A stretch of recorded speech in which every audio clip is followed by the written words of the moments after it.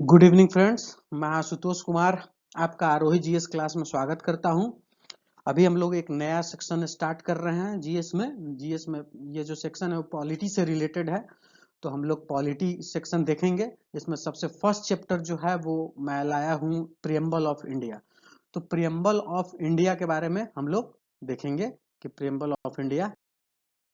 तो preamble of India में ये कुछ कुछ इंपॉर्टेंट इंफॉर्मेशन है जो कि मैंने यहाँ पर लिख दिया है कि फर्स्ट कंट्री जो इम्प्लीमेंट किया था वो यूएसए था। प्रियम्बल जस्ट एक बुक का प्रीफेस के टाइप है। कॉन्स्टिट्यूशन का जो प्रीफेस प्रियम्बल को बोलते हैं, ठीक है। इसको हम लोग ये भी बोलते हैं कि ये जो है वो आई कार्ड है, I card of the constitution. ये इन्हें पालखी वाला ने बोला था। और ये अपना प्रियम्बल जो है वो ऑब्जेक्टिव रिजोल्यूशन के आधार पर आधारित है। और इसको ड्राफ्ट किया था पंडित नेहरू ने, ठीक है। और कॉन्स्टिट्यूएंट असेंबली द्वारा अडॉप्ट किया गया था 22 जनवरी 1947 को, ठीक है। 22 जनवरी 1947 को अडॉप्ट किया गया था, ठीक है। और प्रियम्बल ऐसा नहीं है कि प्रियम्बल को हम लोग अमेंड नहीं कर सकते हैं, इसलिए ये बहुत इंपॉर्टेंट इंफॉर्मेशन है, इसलिए मैंने यहाँ पर लिख दिया है कि प्रियम्बल कैन बी हाँ amended, preamble can be amended. हाँ, और हमारे यहाँ प्रियम्बल एक बार अमेंड हो चुका है 42nd अमेंडमेंट एक्ट के तहत, ठीक है। अब हम लोग अगली स्लाइड की तरफ बढ़ते हैं। अगला स्लाइड है हमारा preamble of India. Preamble of India है क्या? सबसे पहले देखिए, आप लोग को एक चीज मैं जरूर बोलूंगा कि प्रियम्बल ऑफ इंडिया याद होनी चाहिए। ये इतनी इंपॉर्टेंट डॉक्यूमेंट है जो कि आपको एकदम याद होना चाहिए। इसके के लिए किसी को मतलब ये नहीं कि अरे इतना बड़ा है, इससे कुछ नहीं होता है। प्रियम्बल आपको याद, आप चाहे जिस तरह याद करें, ठीक है। एटलीस्ट ये जो मैंने रेड में मार्किंग की है, ठीक है, वो सब चीजें जो है वो आपको कंठस्थ होनी चाहिए। ये प्रियम्बल क्या है कि we the people of India having solemnly resolved to constitute India into a. अब देखिए इंपॉर्टेंट वर्ड जो मैंने किया है, सोवरन, सोशलिस्ट, सेक्युलर, ठीक है, डेमोक्रेटिक, रिपब्लिक। सॉरी, रिपब्लिक दो बार हो गया है। तो अभी इसको हम लोग, अब अगर नहीं भी याद होता है तो आप इस तरह याद कर सकते हैं कि प्रियम्बल में जो है वो क्या है, SQDR लिखा हुआ है, SQDR। इससे आपका क्या याद हो जाएगा कि एस से 3 बार एस है, मतलब सोवरेन, सोशलिस्ट, सेकुलर, ठीक है। डीआर मतलब डेमोक्रेटिक, रिपब्लिक। उसके बाद इसको हम लोग कैसे याद कर सकते हैं, जस्टिस। जस्टिस कैसी होनी चाहिए, सोशल, इकोनॉमिक एंड पॉलिटिकल, तीनों तरह की जस्टिस मिलनी चाहिए, ठीक है। ये लिखा गया मतलब G-SEP, J-SEP, ठीक है। इससे आपको ये याद हो जाएगा। अच्छा, उसके बाद है कि liberty of thought, expression, belief, faith and worship, ठीक है। तो लिबर्टी ऑफ क्या, इसको आप ये याद रखिएगा, टेब फ्यू, thought, expression, belief, faith and worship, ठीक है। Equality of status and opportunity, इसको उतना ये करने का जरूरत नहीं है, शॉर्ट फॉर्म में स्टेटस एंड अपॉर्चुनिटी, ठीक है। और and promote among them all. Next line है क्या, fraternity, assuring the dignity of the individual and unity and integrity of the nation. तो यहाँ पर हम लोग ये कह सकते हैं कि डिग्निटी, इंडिविजुअल का डिग्निटी को भी वो करेगा, ठीक है। और साथ साथ UOI, unity and integrity of nation, ठीक है। हम लोग प्रियम्बल में ये लिखा हुआ है कि हम लोगों ने इसे कब जो है वो एडॉप्ट किया था। ये 26 नवंबर 1949, ये डेट काफी इंपॉर्टेंट है। 26 नवंबर को हम लोग क्या मनाते हैं, कॉन्स्टिट्यूशन दिवस के रूप में मनाते हैं अभी, ठीक है। तो ये रिसेंट में किया गया है। ये आप लोग बताएंगे कि कब से स्टार्ट किए हैं हम लोग 26 नवंबर को कॉन्स्टिट्यूशन डे मनाने का निर्णय जो है वो कौन सी गवर्नमेंट ली थी और कब से ली थी, ठीक है। अभी हम लोग एक एक करके इनका कीवर्ड समझेंगे कि कीवर्ड में क्या क्या बोलता है, राइट। सोवरन, सोवरन का क्या मतलब हुआ, सोवरन का क्या मतलब हुआ, सोवरन मतलब क्या, सुप्रीम पावर। सोवरन मतलब सुप्रीम पावर, मतलब हमारा कंट्री जो है वो ऐसा है कि किसी भी और कंट्री का या कोई क्या कहते हैं, कोई भी इंस्टीट्यूशन का हमारे ऊपर डिक्टेट नहीं चलेगा, ठीक है। जैसे इसमें सोवरेन में हमने लिख दिया है कि neither a dependency nor a dominion of any other nation and in independent state free to conduct its own affair. अच्छा, मान लीजिए कि इंडिया को UN ज्वाइन करना है या नहीं करना है, UN ज्वाइन करना है या फिर यूएनईपी ज्वाइन करना है या फिर डब्ल्यूटीओ ज्वाइन करना है, इसका डिसीजन कौन लेगा? इसका डिसीजन इंडिया ही लेगा। ठीक है, तो इसका डिसीजन मतलब सुप्रीम पावर का मतलब क्या हुआ कि इंडिया खुद ही ये डिसाइड करेगा कि उसको डब्ल्यूटीओ में जाना है या नहीं जाना है, एफएओ में जाना है या नहीं जाना है। तो इसके के लिए कोई हमको डिक्टेट नहीं कर सकता है कि यूएस का प्रेशर आ रहा है कि हम कर, जब इंडियन गवर्नमेंट को लगेगा कि हाँ हमको इससे बेनिफिट है और and we should join it, then only India will join. ठीक है, इसमें किसी और का अथॉरिटी नहीं चलेगा। तो सुवरीन मतलब सुप्रीम पावर, इंडिया इज मतलब India is supreme power in itself. ठीक है, इसके ऊपर किसी का डिक्टेट नहीं चलेगा। दूसरा वर्ड जो एस से है स्टार्ट होता है वो क्या है? सोशलिस्ट। अब सोशलिस्ट का क्या मतलब हुआ? सोशलिस्ट का ये मतलब हुआ, देखिए पहले ये सोशलिस्ट वर्ड हम यहाँ पर लिख दिए हैं पहले कि 42nd अमेंडमेंट एक्ट जो हुआ था 1976 में। ठीक है, तो ये एक्ट के बाद ये वर्ड को जोड़ा गया है, राइट। सोशलिस्ट वर्ड को 1976 में जोड़ा गया। तो 1976 मतलब ओरिजिनल प्रियम्बल का ये पार्ट नहीं है। ठीक है, ऐसा नहीं है कि सोशलिस्ट पहले नहीं था, इंडिया पहले सोशलिस्ट नहीं था, ऐसा नहीं है, पहले भी था। लेकिन इसको इसलिए मैंने ये वर्ड खास करके लिखा है कि मेड एक्सप्लिसिट टू इम्प्लिसिट। ठीक है, हम लोगों ने इसे पहले जो दिख नहीं रहा था, ठीक है, उसको हम लोगों ने यहाँ पर क्या किया कि सोशलिस्ट वर्ड लिख के इसको हम लोगों ने विजिबल कर दिया कि सबको भाई ये दिखे कि हाँ हमारा कंट्री जो है वो सोशलिस्ट है। ठीक है, तो अब जैसे हमारा कंट्री सोशलिस्ट है, तो ये सोशलिस्ट किस तरह का है? डेमोक्रेटिक सोशलिज्म है यहाँ पर। ठीक है, अच्छा सोशलिस्ट कंट्री क्या करती है? सोशलिस्ट कंट्री वैसे काम करेगी जिससे क्या होगा, हमारा सोशल वेलफेयर और मतलब जो पीपल हैं, जो हमारे कंट्री के लोग हैं, पावर है, मेन सुप्रीम है क्या? पीपल है। डेमोक्रेटिक कंट्री में पावरफुल कौन होता है? लोग होते हैं। तो जो हमारा सुप्रीम है, पीपल है, ठीक है, उनके वेलफेयर के लिए जो भी काम किया जाता है वो क्या है, मतलब वो चीज सोशलिस्ट को शो करता है कि इंडिया सोशलिस्ट है। ठीक है, लेकिन ये सोशलिस्ट जो है हमारा वो स्टेट सोशलिज्म और कम्युनिस्टिक सोशलिज्म जो है उनसे अलग है। स्टेट सोशलिज्म जो यूएसएसआर था, ठीक है, कम्युनिस्ट सोशलिज्म जो कौन है? चाइना, चाइना से डिफरेंट है। तो हमारा ये जो है क्या कहते हैं सोशलिस्ट, हम लोग का जो सोशलिस्ट स्टेट है वो क्या कहते हैं कि स्टेट नीदर स्टेट और ये कम्युनिस्टिक, ये दोनों तरह का नहीं है, हमारा डेमोक्रेटिक है। ठीक है, तो हमारा स्टेट डिक्टेट नहीं करेगा, राइट, हमारा डेमोक्रेटिक है। अब डेमोक्रेटिक का मतलब जैसे यहाँ पर हमने फिर लिखा है आगे लाइन में कि मिक्स्ड इकोनॉमी। मिक्स्ड इकोनॉमी का मतलब क्या हुआ? मिक्स्ड इकोनॉमी, जैसे इकोनॉमी को हम लोग 3 पार्ट में डिवाइड करते हैं सिंपल शब्द में। ठीक है, पहला है कि या तो कैपिटलिस्ट होगा जिसको फ्री मार्केट इकोनॉमी बोलते हैं, दूसरा यह है कि सोशलिस्ट होगा, ठीक है, और तीसरा ये दोनों का मिक्सचर होगा। तो हमारा क्या है? कैपिटलिस्ट प्लस ये क्या कहते हैं ये सोशलिस्ट, दोनों का मिक्सचर है। ठीक है, तो अभी क्या है कि मतलब इसीलिए हम लोग इसको मिक्स्ड इकोनॉमी बोलते हैं। जैसे यूएस क्या है, यूएस में कैपिटलिस्टिक इकोनॉमी है, रसिया के सोशलिस्ट इकोनॉमी है, अपनी मिक्स्ड इकोनॉमी है। हम लोग क्या है कि प्राइवेट प्लेयर को भी उतना ही क्या कहते हैं हम सपोर्ट करते हैं, और कुछ चीजें जो है वो स्टेट करती है, कुछ चीजें जो है हम लोगों ने प्राइवेट प्लेयर पर छोड़ दिया है कि भाई आप लोग इसको क्या कहते हैं कि आप लोग भी फ्री हो, आप लोग अपने अनुसार बिजनेस करो, ठीक है, उसमें आपकी प्रॉफिट होगी और साथ साथ यहाँ के लोगों को भी हेल्प मिलेगा। तो ये हमारा मिक्स्ड इकोनॉमी का डिफरेंस। अपना जैसे अपना ये क्या कहते हैं प्रियम्बल, मतलब अपना सोशलिस्ट जो है वो उसको बोलते हैं कि ये गांधीयन और मार्क्सिज्म दोनों का मिक्स है। ठीक है, गांधीयन सोशलिज्म और मार्क्सिज्म सोशलिज्म ये दोनों का मिक्स है। अब गांधीयन सोशलिज्म और मार्क्सिज्म सोशलिज्म में क्या डिफरेंस है ये आप लोग एक बार सोचिएगा। ठीक है, मार्क्स भी बोलता था कि सोशलिस्ट बनाना है, हाँ, और सोशलिस्ट का एक्सट्रीम फॉर्म क्या हो जाता है? कम्युनिस्ट हो जाता है।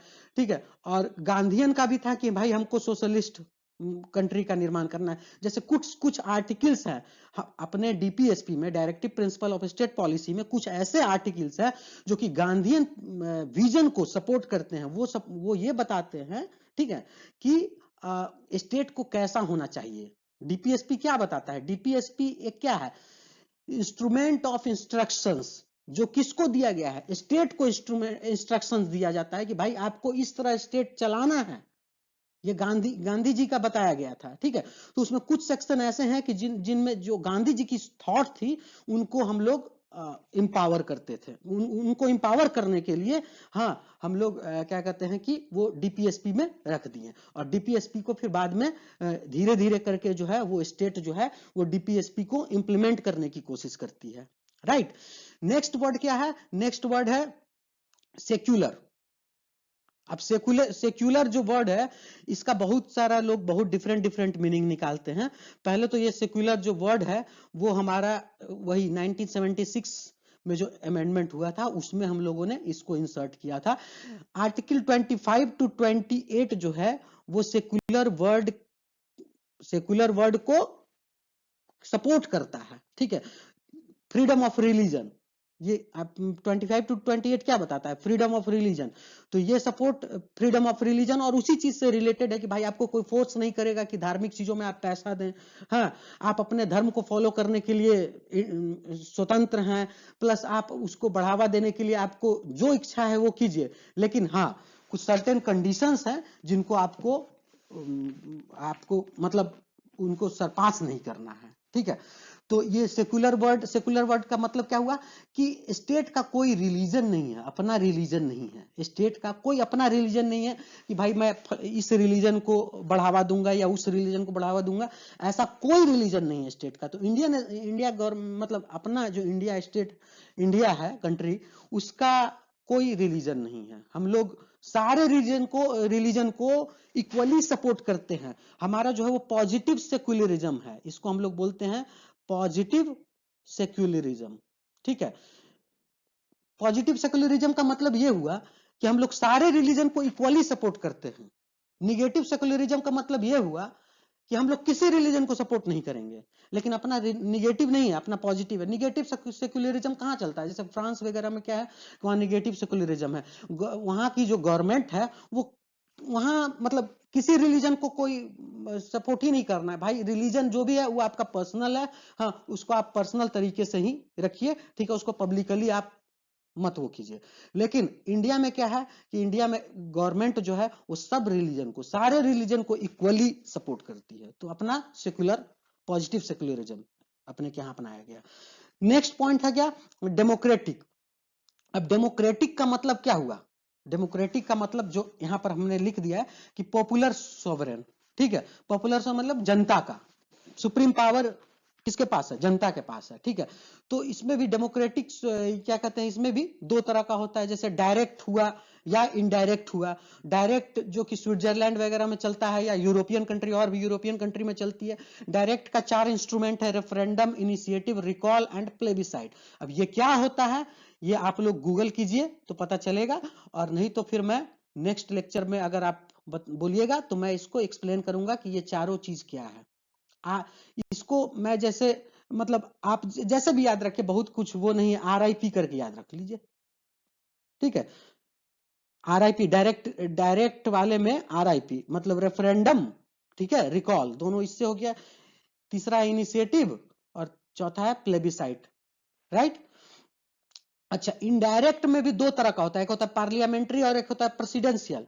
तो इंडिया का जो डेमोक्रेसी है, इंडिया जिस तरह का डेमोक्रेटिक है वो है अपना है रिप्रेजेंटेटिव पार्लियामेंट्री टाइप का है डेमोक्रेसी, ठीक है। पार्लियामेंट्री डेमोक्रेसी का मतलब ये हुआ कि डेमोक्रेटिक तो है ही, चूंकि हमारे यहाँ लोग सुप्रीम पावर हैं और वही इलेक्ट करके भेजते हैं, और इलेक्शन जो करके भेजते हैं वो डायरेक्ट नहीं है, इनडायरेक्ट तरीके से होता है। हम लोग क्या करते हैं, हम लोग एमपी लोग को इलेक्ट करके भेजते हैं, और वो MP आपस में से कुछ लोग को चुनते हैं, मतलब आप खुद ही MP में से, ठीक है, कुछ लोगों को चुनते हैं और उनको क्या कहते हैं, जो पोस्ट है एग्जीक्यूटिव का पोस्ट, PM जो भी हुआ, PM मिनिस्टर जो भी हुए उन सबको बनाते हैं। तो हमारा जो डेमोक्रेसी है वो इनडायरेक्ट है। इनडायरेक्ट इस बात से पता चलता है कि हम लोग डायरेक्टली नहीं भेजते हैं, इनडायरेक्टली भेजते हैं, ठीक है। और हमारे के यहाँ जो एग्जीक्यूटिव है वो सिंपल सा बात है, अपने के यहाँ क्या है, इंडिया में एक चीज आप जानते हैं कि ये जो है आपको लेजिस्लेचर, ये अगर आपका लेजिस्लेचर हो गया, जुडिशियरी, ठीक है, जुडिशियरी एकदम सेपरेट है, ठीक है, इंटीग्रेटेड है लेकिन एकदम सेपरेट है, ठीक है। और लेजिस्लेचर जितना है, लेजिस्लेचर में जो एमपीज वगैरह आ गए, एमपी एमएलए, हाँ, इसमें से कुछ लोग एग्जीक्यूटिव बन गए, ठीक है। तो लेजिस्लेचर के अंदर एग्जीक्यूटिव है, तो एग्जीक्यूटिव क्या है, एग्जीक्यूटिव रिस्पॉन्सिबल हुआ लेजिस्लेचर को लेकर, ठीक है। और अपनी डेमोक्रेसी कैसी है, डेमोक्रेसी इस बात से पता चलती है कि यूनिवर्सल एडल्ट फ्रेंचाइजी है, ठीक है। ये किस आर्टिकल में है, आप लोग देख लीजिएगा, 325। हाँ, उसके बाद इंडिपेंडेंट जुडिशियरी है, जुडिशियरी अपनी इंडिपेंडेंट है, जुडिशियरी का हम लोग ना तो इलेक्शन, ये सब तो कुछ होता नहीं है, जुडिशियरी अलग से चलती है लेकिन इंटीग्रेटेड है, ये भी ध्यान में रखना चाहिए। इंडिपेंडेंट है लेकिन इंटीग्रेटेड है। इंटीग्रेटेड का मतलब क्या हुआ, ऐसा नहीं है कि स्टेट का अलग जुडिशियरी है और सेंटर का अलग जुडिशियरी है, स्टेट और सेंटर दोनों के लिए सेम ही जुडिशियरी है, राइट, स्टेट और सेंटर दोनों के लिए सेम सेम जुडिशियरी है। तो अब जैसे क्या है कि सबसे ऊपर सुप्रीम कोर्ट, सुप्रीम कोर्ट के नीचे हाई कोर्ट, ठीक है, फिर डिस्ट्रिक्ट कोर्ट, हाँ, फिर सबऑर्डिनेट कोर्ट्स, तो इस तरह का अपना जुडिशियरी सिस्टम है। लेकिन क्या है कि ऐसा नहीं कि ये क्या कहते हैं, हाई कोर्ट को जो मन होगा वैसा डिसीजन दे देगा या सुप्रीम कोर्ट को बाईपास कर देगा, ऐसा नहीं है। इन सब के ऊपर सबसे ऊपर सुप्रीम कोर्ट है, ठीक है। अब नेक्स्ट चीज क्या है कि एब्सेंस ऑफ डिस्क्रिमिनेशन, ये सब पॉइंट मैं इसलिए लिखा हूं कि ये डेमोक्रेटिक के प्रॉपर्टीज हैं। अगर आपकी कंट्री डेमोक्रेटिक है तो ये सब चीज होना जरूरी है, अगर ये सब चीज नहीं है तो आपकी कंट्री डेमोक्रेटिक नहीं है, सिंपल सी बात है, आपकी कंट्री डेमोक्रेटिक नहीं है। अगर जुडिशियरी इंडिपेंडेंट नहीं है तो डेमोक्रेटिक कंट्री नहीं है। अब अगर आपके यहाँ डिस्क्रिमिनेशन है तो आपकी कंट्री डेमोक्रेटिक नहीं है। तो अपने के यहाँ क्या है, आर्टिकल 14 15 जो भी फंडामेंटल राइट्स हैं, हाँ, उन लोगों को क्या किया गया है, फंडामेंटल राइट्स 14 15 16 जो भी हैं, ठीक है, उनको उन सब में ये बताया गया है कि जो है हमारा स्टेट जो है वो किसी चीज को सपोर्ट नहीं करेगा, मतलब ये अनइक्वालिटी को सपोर्ट नहीं करेगा, वो हमेशा कोशिश करेगा, ठीक है, कि जो है वो हम लोग जो है डिस्क्रिमिनेशन किसी भी लोग के साथ नहीं हो, equality of status and opportunity article 16 में है, हाँ, फिर freedom of speech and expression 19 में है, उसी तरह एबोलिशन ऑफ टाइटल्स, टाइटल्स भी हम लोगों ने हटा दिया, ताकि क्यों, क्योंकि कोई डिस्क्रिमिनेशन ना हो लोगों के बीच में, ठीक है। तो ये आपका कुछ कीवर्ड्स हुआ, आगे चलते हैं, आगे है रिपब्लिक। अच्छा, हमारा जो डेमोक्रेटिक है कंट्री है, ये भी दो तरह का हो सकता है, डेमोक्रेटिक कंट्री भी दो तरह का हो सकता है, कैसा, या तो ये मोनार्की होगा या रिपब्लिक होगा। तो अपना कैसा है, मोनार्की है कि रिपब्लिक है, रिपब्लिक है। मोनार्की में क्या है, किंग वाला सिस्टम है, तो अपने क्या किंग तो है नहीं, अपने क्या रिपब्लिक है। तो रिपब्लिक का हेड कैसे, डायरेक्टली और या इनडायरेक्टली इलेक्ट होगा। तो इंडिया में क्या है, अपना हेड कौन है, प्रेसिडेंट है। तो प्रेसिडेंट कैसा है, प्रेसिडेंट इनडायरेक्टली इलेक्ट होता है, प्रेसिडेंट इनडायरेक्टली इलेक्ट होता है। तो अपने के यहाँ क्या है कि अपना जो है वो डेमोक्रेसी जो है वो रिपब्लिक, रिपब्लिक डेमोक्रेसी है, ठीक है, रिपब्लिक डेमोक्रेसी है। और ये तो मैं पहले बता दिया हूं कि सुप्रीम पावर कौन है, लोग हैं। अच्छा, जस्टिस आपने लोग को ये अपने ये इसमें डिप इसमें प्रियम्बल में लिखा हुआ है कि भाई हम लोगों को जस्टिस दिलाना है। तो जस्टिस, लोगों को जस्टिस दिलाना, तो जस्टिस कैसा होना चाहिए, जस्टिस, जस्टिस तीन तरह का होता है, सोशल जस्टिस मिलना चाहिए लोगों को, इकोनॉमिक जस्टिस मिलना चाहिए और पॉलिटिकल जस्टिस मिलना चाहिए। अब आप खुद सोचिए कि सोशल जस्टिस कौन सा आर्टिकल हम लोगों को देता है, इकोनॉमिक आर्टिकल जस्टिस कौन सा देता है, और पॉलिटिकल कौन सा देता है। अब फिर से मैं वहीं जा रहा हूं, डीपीएसपी, डीपीएसपी में, हाँ, आर्टिकल 38 देखिए, 39 देखिए, 40 देखिए, कोई भी आर्टिकल देखिए, या तो वो सोशल जस्टिस देगा या इकोनॉमिक, मतलब इकोनॉमिक जस्टिस देगा। जैसे आज एक बात बताइए, equal wages for both men and women both, equal मतलब इक्वल वेजेज होना चाहिए इक्वल वर्क के लिए, दोनों के लिए, मेन और वुमेन के लिए। ये कहाँ लिखा हुआ है? डीपीएसपी में लिखा हुआ है। ये क्या दे रहा है? इकोनॉमिक जस्टिस दे रहा है। ठीक, पॉलिटिकल जस्टिस का मतलब क्या हुआ? यूनिवर्सल एडल्ट फ्रेंचाइज, सबको वोट करने का अधिकार है, 326 में है शायद। तो ये क्या दे रहा है? पॉलिटिकल जस्टिस दे रहा है। अब देखते हैं लिबर्टी, लिबर्टी होनी चाहिए, मतलब किसी को अगर, मतलब ऐसा नहीं है कि किसी को कुछ, मतलब कोई भी एक्टिविटीज करनी है, कोई काम करना है, कोई प्रोफेशन करना है, तो उस पर रोक नहीं है। ठीक है, लिबर्टी है। थ्रू किसके थ्रू? मैंने लिख दिया इसलिए, फंडामेंटल राइट के थ्रू। फंडामेंटल राइट में अब ये बताइए, फंडामेंटल राइट में कौन सा ऐसा आर्टिकल है जो कि ये लिबर्टी देता है आपको? 19 देता है कि नहीं? अब देखिए एक बार, ये फ्रेंच से लिया गया है। ठीक है, तो ये आर्टिकल नंबर 19 क्या देता है कि भाई liberty of thought, expression, belief, faith and worship, ये इससे देता है। इक्वालिटी, अब इक्वालिटी क्या है कि भाई किसी को कोई स्पेशल प्रोविजन नहीं होगा, सब कॉन्स्टिट्यूशन के नजर में सब बराबर हैं। ठीक है, जैसे आर्टिकल 14 टू 18 सिविक इक्वालिटी देता है। ठीक है, 325 टू 326 पॉलिटिकल इक्वालिटी देता है, 39 इकोनॉमिक ये देता है, इक्वालिटी देता है। तो ये सब क्या है? मतलब जो हमारा प्रियम्बल में लिखा गया है, प्रियम्बल एक प्रीफेस है और प्रियम्बल मिरर है, मिरर, और प्रियम्बल में जो लिखा गया अंदर में वही सब चीजों को हम लोग डिटेल्ड में स्टडी करते हैं और बताते हैं कैसे कैसे होना चाहिए।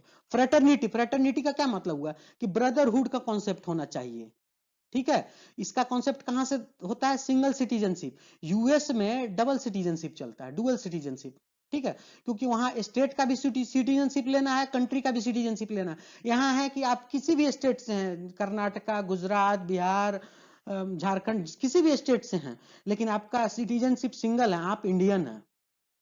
पहले आप इंडियन है, फिर बाद में जो भी हैं, गुजराती, बिहारी, बंगाली, जो भी हैं, लेकिन पहले आप इंडियन हैं। ठीक है, और आपको आपको कोई ये इस बेसिस पर कोई आपको डिस्टिंग्विश नहीं कर सकता है कि भाई आप बिहार के हैं या यहाँ के हैं, कहीं और के हैं। ठीक है, तो हमारे यहाँ इसीलिए सिंगल सिटीजनशिप का कॉन्सेप्ट लाया गया, सिंगल सिटीजन का कॉन्सेप्ट। और इसको किसमें किसमें किया गया है? और फंडामेंटल ड्यूटीज, फंडामेंटल ड्यूटीज आप एक बार पढ़िए।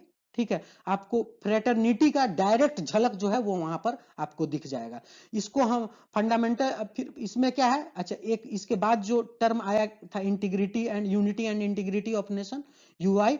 तो इंटीग्रिटी 42nd अमेंडमेंट से, कॉन्स्टिट्यूशनल अमेंडमेंट एक्ट से जोड़ा गया था, जो कि 1976 में लाया गया था। ठीक है, इसको हम लोग 42nd कॉन्स्टिट्यूशनल अमेंडमेंट एक्ट को हम लोग मिनी कॉन्स्टिट्यूशन भी कहते हैं। ठीक है, और यूनिटी एंड इंटीग्रिटी का मतलब क्या हुआ कि ऑल स्टेट्स जो भी है, ठीक है, कोई भी स्टेट जो है वो इंडिस्ट्रक्टिबल है। हाँ, मतलब सॉरी, यूनियन जो है वो इंडिस्ट्रक्टिबल है, यूनियन को हम लोग नहीं तोड़ सकते हैं, बट स्टेट्स आर डिस्ट्रक्टिबल। अब बताइए कैसे स्टेट डिस्ट्रक्टिबल है? अब 2000 में देखिए, बिहार से कट के झारखंड बन गया, एमपी से कट के छत्तीसगढ़ बन गया, यूपी से कट के उत्तराखंड बन गया। तो स्टेट को तो हम लोग तोड़ रहे हैं। अभी रिसेंट में आंध्र प्रदेश का केस देखिए, तो स्टेट को तो हम लोग तोड़ रहे हैं, स्टेट को हम लोग थोड़ा ही कह रहे हैं कि स्टेट्स आर इंडिस्ट्रक्टिबल। हाँ, state states are destructible, but union is not destructible. ठीक है, A1 यहाँ क्या लिखा है जानते हैं? आर्टिकल A1, आर्टिकल A1 में ये लिखा हुआ है। ठीक है, तो ये चीज आप एक बार देख लीजिएगा। अगर कोई दिक्कत हो तो फिर हमसे पूछिएगा, आगे बताऊंगा।